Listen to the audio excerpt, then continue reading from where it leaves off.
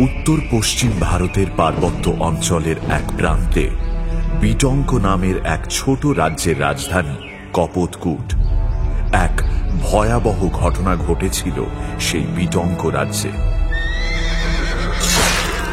ইতিহাস সেই ঘটনার সাক্ষী হয়ে আছে। সে ঘটনার তীব্রতা হারিয়ে যায়নি কালের স্রোতে।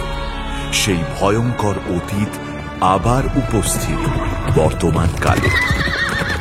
কূটনীতি, যুদ্ধ, প্রেম, বন্ধুত্ব, বিশ্বাসঘাতকতা, রাজনীতি, একে একে জেগে উঠছে সব। বিটঙ্ক রাজ্যে আবার বেজে উঠছে কালের মন্দিরা।